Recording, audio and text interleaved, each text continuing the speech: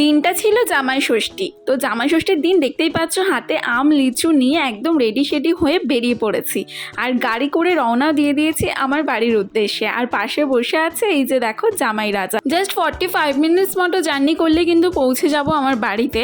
তো আমাদের বেরোতে বেরোতে অনেকটা লেট হয়ে গেছিলো, সেটা নিয়ে একটা ভিডিও অলরেডি আপলোড করেছি আমার চ্যানেলে, চাইলে তোমরা দেখতে পারো। আর দেখো চলে এসেছি বাড়িতে।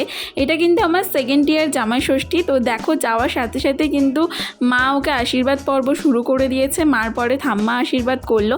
তো এই আশীর্বাদ পর্বটা আমাদের সকালবেলায় হয়, বা যেহেতু আমরা অনেকটা লেট করে গেছি তাই দুপুরবেলাতেই হচ্ছিল। তো আম লিচু মিষ্টি মানে সমস্ত রকমের ফলমূল দিয়ে এই আশীর্বাদ পর্বটা হয়। তো মা আশীর্বাদ করলো, তারপর ওকে ঠাম্মা আশীর্বাদ করলো, এরপর আমাকেও সবাই মিলে আশীর্বাদ করে নিল। এই রিচুয়ালগুলো অ্যাকচুয়ালি এতটাই মিষ্টি যে মানে এগুলো উপভোগ করতেও কিন্তু বেশ ভালো লাগে।